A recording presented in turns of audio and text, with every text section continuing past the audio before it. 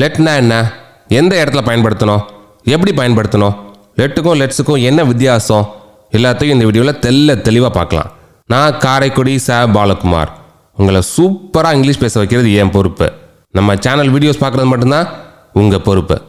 முதல்ல லெட்டுனா என்னன்னு பார்க்கலாம். லெட்டுன்ற வார்த்தையை பெர்மிஷன் தர்றதுக்கு பயன்படுத்துவோம். எங்கள் அப்பா எங்களை விளையாட விட்டார். இதில் அப்பா என்ன பண்ணியிருக்கார், விளையாட பெர்மிஷன் கொடுத்துருக்கார். இந்த மாதிரி இடங்களில் தான் லெட் பயன்படுத்துவோம். இது எப்படி இங்கிலீஷில் சொல்லுவோம்? அவர் ஃபாதர் லெட் அஸ் ப்ளே. அவர் ஃபாதர் என்ன பண்ணார், அனுமதி அளித்தார். அதான் லெட்டர். யாரை, எங்களை. அதனால அஸ். எதுக்கு அனுமதிச்சார், விளையாட. அதான் ப்ளே. அவர் ஃபாதர் லெட் அஸ் ப்ளே. என்னன்னா மீ, உன்னனா யூ, அவனா ஹிம், அவளனா ஹர், அவங்களனா தெம். எங்கள் அப்பா என்ன விளையாட விட்டார், my father let me play. எங்கள் அப்பா உன்னை விளையாட விட்டார், my father let you play. எங்கள் அப்பா அவனை விளையாட விட்டார், my father let him play. எங்கள் அப்பா அவளை விளையாட விட்டார், my father let her play. எங்கள் அப்பா அவங்கள விளையாட விட்டார், my father let them play. எங்கள் அப்பா என் தம்பியை விளையாட விட்டார், my father let my brother play. எங்கள் அப்பா என்னை என் நாய் கூட விளையாட விட்டார், my father let me play with my dog. எங்கள் அப்பா என் நாயை என் கூட விளையாட விட்டார், my father let my dog play with me. My father let me play with my டாகுக்கும் my father let my dog play with மீக்கும் வித்தியாசம் புரியுதா? இதில் டூ பிளேன் போடக்கூடாது. எங்கேயுமே வெர்போட ரூட் ஃபார்ம் என்னவோ அப்படியே வரணும். பிளேனா பிளேன் வரணும், ரன்னா ரன்னு வரணும், சீனா சீன்னு வரணும். To run, to see, to பிளேன் வரவே கூடாது. அவன் என்ன வெளியே போக விட்டான், he let me go out. இதான் சரி. He let me to go அவுட்னு எப்பவுமே வராது. அதே மாதிரி வெர்பு எப்போவுமே ரூட் ஃபார்மில் தான் வரணும். கோனா கோன்னு தான் வரணும். கோஸ் வராது, கோயிங் வராது, கான் வராது, வெண்ட் வராது, எதுவுமே வராது.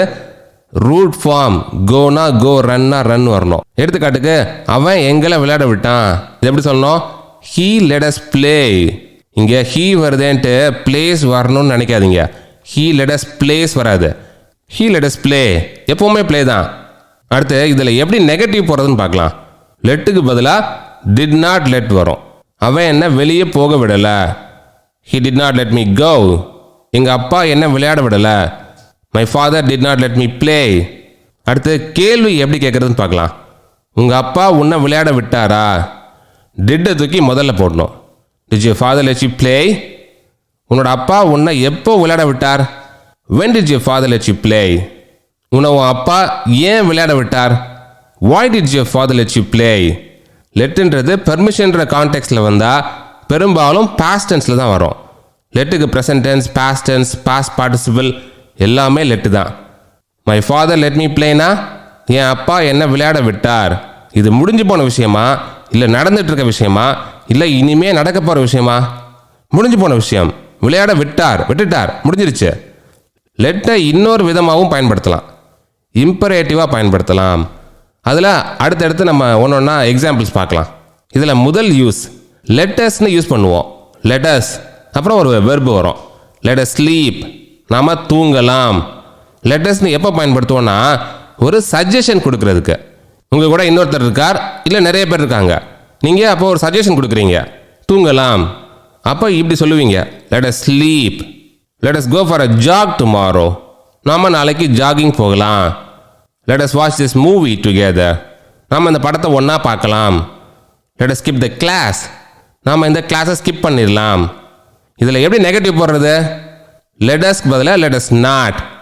நாம் இந்த கிளாஸ் ஸ்கிப் பண்ண வேணாம். Let us not skip this class. நாளைக்கு நம்ம ஜாகிங் போக வேணாம். Let us not go for a jog tomorrow. லெட்டஸோட சுருக்கம் தான் லெட்ஸ். இந்த லெசனை படிக்கலாம். Let's learn this lesson. சாப்பிடலாம். Let's eat. புரிஞ்சுதா? இம்பரேட்டிவ்ல ரெண்டாவது யூஸ் லெட்டஸ்ன்னு போடாமல் லெட் மீ. இது சஜஷனுக்கும் யூஸ் பண்ணலாம், ஆஃபருக்கும் யூஸ் பண்ணலாம். நான் என் வீட்டுக்கு போய் புக்ஸ் எடுத்துகிட்டு வர்றேன்னு ஒருத்தட்ட சொல்லணும்னா எப்படி சொல்லலாம், let me go home and take my books. இது சஜஷன். நான் இதை செய்கிறேன்னு ஒரு சஜஷன். அடுத்து ஆஃபர் எப்படி பண்ணுறதுன்னு பார்க்கலாம். உங்களுக்கு ஒன்று செய்கிறேன்னு ஒரு ஆஃபர். உனக்கு இந்த பாடங்கள் சொல்லித்தர்றேன். Let me teach you these lessons. Me போட்டு எப்படி சஜஷன் பண்ணுறது, எப்படி ஆஃபர் பண்ணுறதுன்னு புரிஞ்சுதா? லெட் போட்டு அடுத்து மூணாவது யூஸை தேர்ட் பர்சன்லேயும் லெட் போடலாம். லெட் இம் கோ, அவன் போகட்டும், அவனை போக விடு. லெட் ஹர் ப்ளே, அவன் விளையாடட்டும், அவளை விளையாட விடு. Let them continue this job, அவங்க இந்த வேலையை தொடரட்டும், அவங்கள வேலையை தொடர விடு. ஜென்ரலாக லெட்டுனாலே விடுன்னு தான் அர்த்தம். இங்கே நெகட்டிவ் எப்படி போடுறது?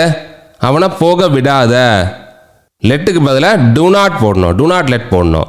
do not let him go, இல்லைனா ஷார்ட்டாக don't let him go.